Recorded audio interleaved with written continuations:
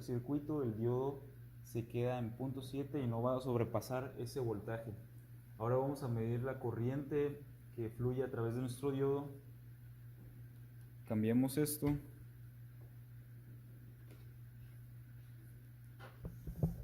y vamos a aplicar RON en nuestro multímetro. Abrimos el circuito, medimos.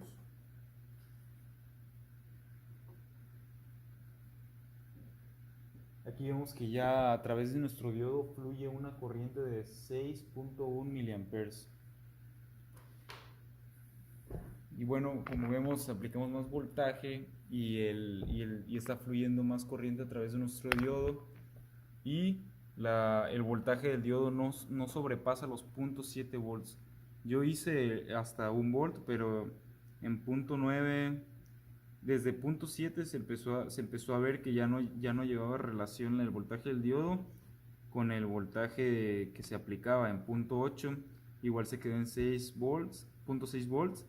Y en punto 9, aplicándole 0.9 volts al circuito, el diodo solo se quedaba en punto 7, igual lo que acabamos de ver, que le pusimos 1 volt al diodo al circuito, y el diodo nos presentaba en punto 7 y ya con una mayor cantidad de corriente. Entonces en la siguiente sección veremos un circuito similar, pero ahora usaremos un LED, que es un diodo emisor de luz, y veremos cómo se comporta pero ya con una corriente alterna, donde se presentará una onda senoidal y un par de características más que pues hay que resaltar en la siguiente sección. Bueno, ahora en esta sección acerca de los diodos vamos a ver, bueno, en el caso anterior analizamos un circuito con un diodo 1N401. En este caso vamos a analizar un diodo pero tipo LED, un diodo emisor de luz, como lo podemos ver aquí.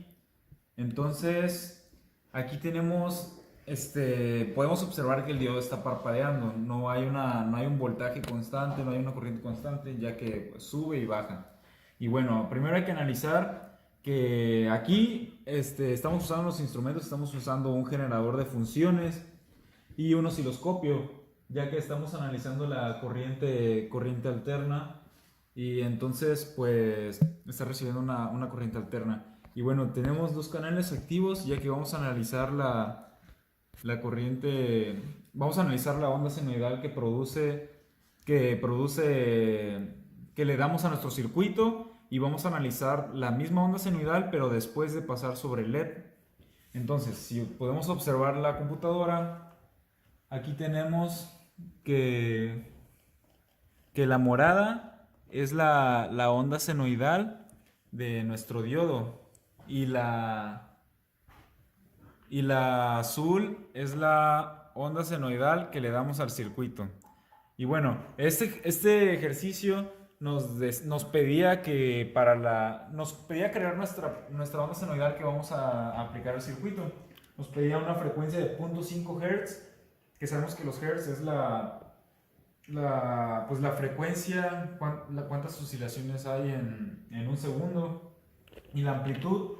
Bueno, la frecuencia se va a analizar físicamente, o sea, visualmente la podemos analizar qué tan rápido va nuestra onda senoidal. Y por ejemplo, el parpadeo del LED será un poco más rápido o más lento, dependiendo cómo configuremos la frecuencia. Y después tenemos la amplitud. Aquí tenemos un voltaje pico a pico de 10 volts. O sea que de 0 a las Y positivas tenemos 5 volts, y de 0 a las Y negativas tenemos menos 5 volts. En total son 10. Y bueno, entonces analizando este circuito podemos ver que para analizar el diodo correctamente, podemos ver que el diodo aquí lo tenemos polarizado inversamente. Eso quiere decir, como vemos en el osciloscopio, nos está rectificando la onda, la de las negativas. Quiere decir que está tomando un voltaje, solamente el voltaje, o sea, se puede decir que está conectado inversamente cuando la onda senoidal va en el eje de las menos Y. Y cuando está conectado directamente, cuando va en Y positivo. Por eso cuando vemos el osciloscopio, podemos ver que solo está tomando corriente cuando la onda senoidal va hacia el positivo. Y bueno, esta es una característica del LED y pues lo analizamos a través del osciloscopio y pues quédense conmigo porque vamos a seguir analizando pues lo que es el diodo. Bueno, en esta sección vamos a explicar lo que ocurre cuando tú conectas el diodo inversamente. Como vimos en la primera sección, que es donde explicamos todo, cuando conectas el diodo inversamente, no hay un flujo de corriente a través de él, ya que, bueno, conectarlo inversamente, por ejemplo, tengo el anodo lo tengo hacia la fuente de corriente, pero su polaridad negativa, y el cátodo lo tengo hacia la polaridad positiva, o sea, están conectados inversamente, no va a haber un flujo de corriente. Y para esto, pues vamos a probar que ese flujo de corriente no se presenta. Al circuito le vamos a dar 1 volt de energía. Le vamos a aplicar 1 volt al circuito. Cambiamos esto para medir los voltajes en el multímetro. Entonces, ponemos el diodo en su forma original y bueno, vamos a medir el voltaje que tiene la fuente de energía, que está dando la fuente de energía. Y aquí, como vemos, es 1 volt, está en .98, se puede redondear a 1 volt, ahí tenemos 1 volt. Y bueno, vamos a darle stop, vamos a medir la corriente que hay a través del diodo. Vamos a cambiar esto para el multímetro, para cambiar la corriente, para cambiar a medición de corriente. Abrimos el circuito de nuestro diodo y lo cerramos con nuestro multímetro.